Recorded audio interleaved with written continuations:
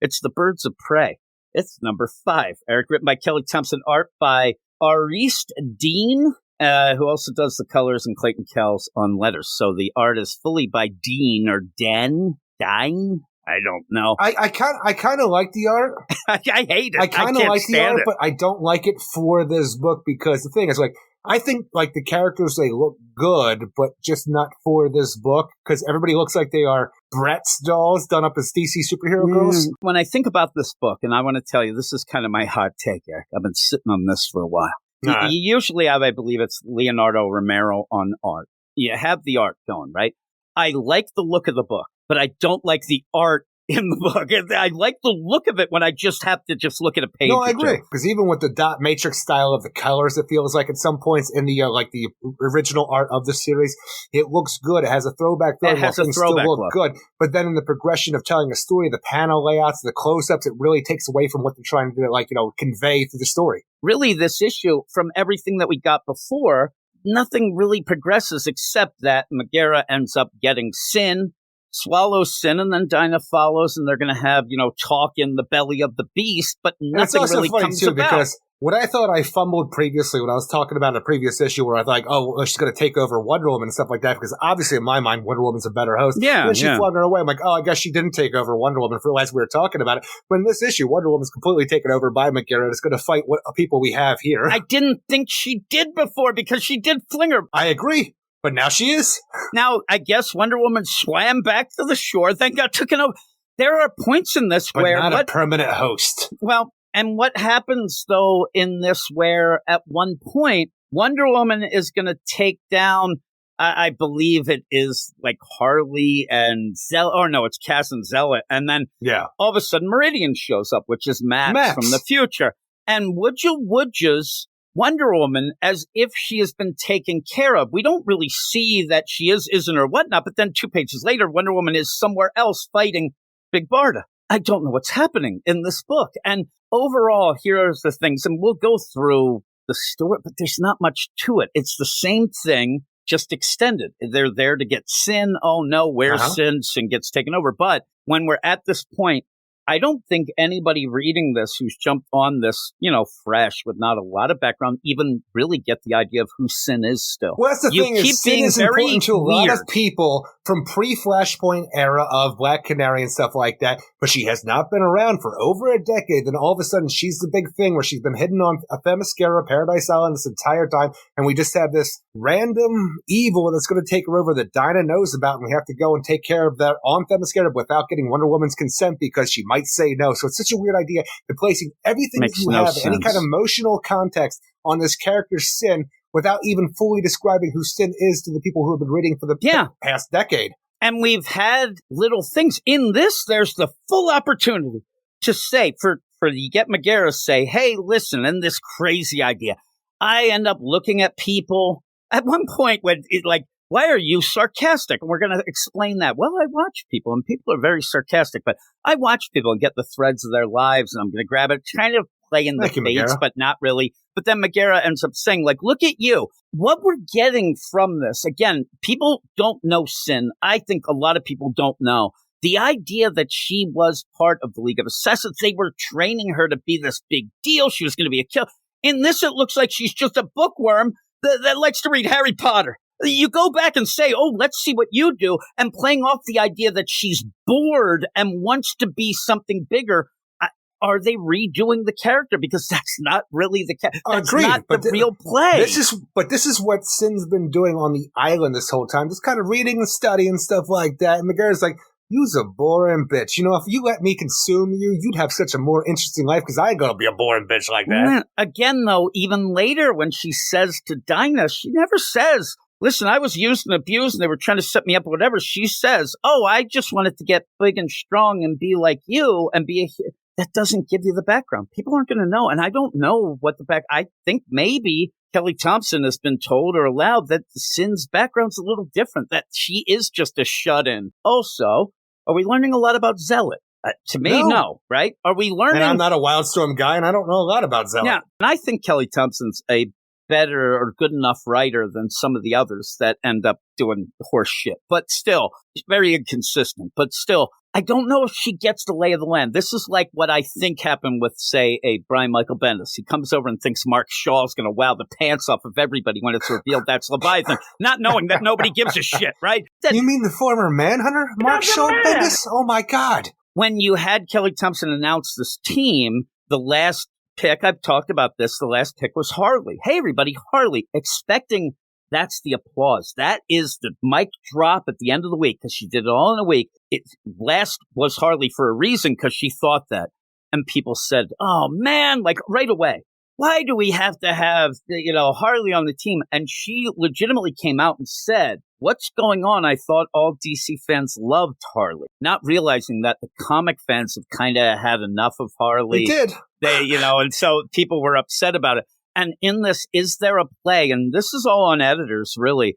Is this a play where she's been told some things or she heard some things and throw it? Because the idea of having the future maps, that sounds cool until we get nothing from it. And it goes against kind of the play that we all think that, Maps is going to be a Robin, like that. And even thing, that, Maps we don't is get kind anything. Of an obscure character, too. And each character, like for certain Batman fans, obviously everybody read Gotham Academy. That's why it's still going on. Does she think that character was more, that's the Mark Shaw moment that I'm saying, that she thought that everybody loved Maps so much. In my mind. In this, there's so many.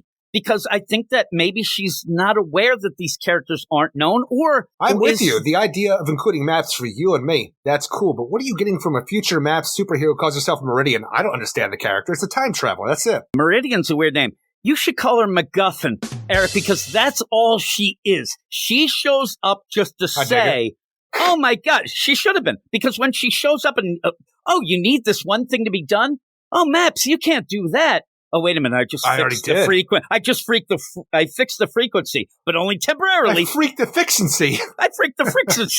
It happened twice now. Happens in this issue. But again, is this where she thinks that Sin is so well known that we don't have to bring up the fact that she was being raised to be pretty much the head of the League of Assassins and was in there and trapped?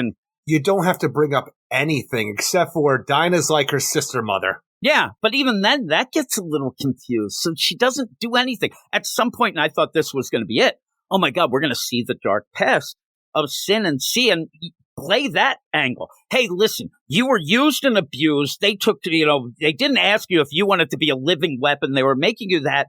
And then when they take you away from that, they shut you in a room where all you have to do is read books and stuff. Why don't you she's never had her own life. That makes it more.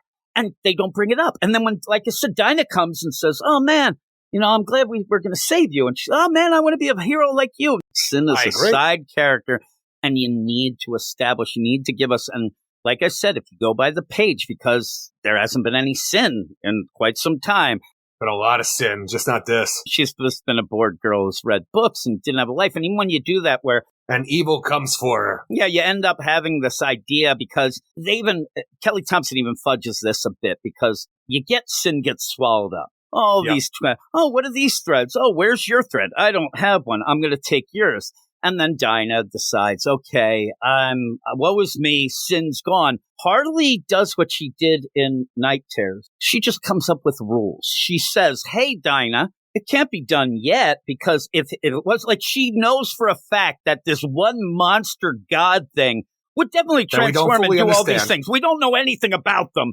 And she's like, oh, no, it can't be over yet. Even some other people are like, I feel that it isn't over. What are you talking about? And then Harley says, there'd be a big transformation. And there'd be this and that. You don't know that, but it does give Dinah hope to then say, all right, swallow me up. Dinah hope after a hard-ass slap to her face. Yeah, it gets a slap to the face and throw me in. And again, I'm telling you, Harley just becomes Bomberman in this, where she has non-lethal bombs. Like, I'm telling you, big old cartoon round fuse bombs that she's just tossing every which way to freaking take on Amazons, Megara, all this stuff. I'm like, what is this book? I'm telling you, I had such high hopes for a Birds of Prey book, but it is nothing but an ill-conceived mess at this point because there is no real conception to where we're going. We're thrown into the deep end, and hopefully, eventually, Kelly Thompson will decide to let us know what's going on here. And when I said the book's a mess, I didn't just mean the art. I mean everything. It is a mess. I mean, the story has just been kind of going around in circles here with that whole play of, look, we're on Themyscira and we're fighting that. but she's possessed. There's a big bad you don't know, and she's after another character you don't know. Well, are you going to tell us about it? Nope, we're just going to go on. Here's a team. Let's go fight. I mean, even the fact that this Megara, who's upset because she never really had a life, but was a god, but was on Themyscira, but the Amazons never knew, all this stuff. And even then you have Zealots, big players. I'll go and take care of these Amazons because of that curse. It's all a mess. But when you get to this and you go into Megara and you're going to have Dinah and Sin talk, Megara suddenly turns into like a 14-year-old girl. I'm here. Like at one point, I'm here. Excuse me. And they start talking to the point of, why don't you take me? Because Sin was the one who invited me. Now there's vampire rules. You have to invite me in. And then Sin says, I didn't invite her in. I didn't read an evil book and wish for an incantation or whatnot. Of a more exciting life. To be like you, Dinah. Yeah, but there you go. Even then, it's like, I don't know why you're explaining things against stuff to then get it, but then in the mind, they're there. And like, okay, we'll figure this out. We'll get out of here. And then all of a sudden, Dinah pulls out the Banshee pearls and then yells. Well, even the idea of this god being, right, who's this eternal thing that we know nothing really about. But when we get to the meat of the matter, when we get inside the mind, the body of it, where like, Sin and Dinah are, they're like, ahem, I feel like you guys are missing the headline, which is Sin is done. And like, I'm the new Sin, or I will be shortly. Sin's there. But I probably will need a place to stay, Carrie. Yeah, that's the worst. Sin is there, and she's kind of like, yeah, it's weird. Like, she's kind of captive, but it was for her own good, but she wants to go. So Dinah's like, we're going to get you out of here, and you come live with me. Oh, my God.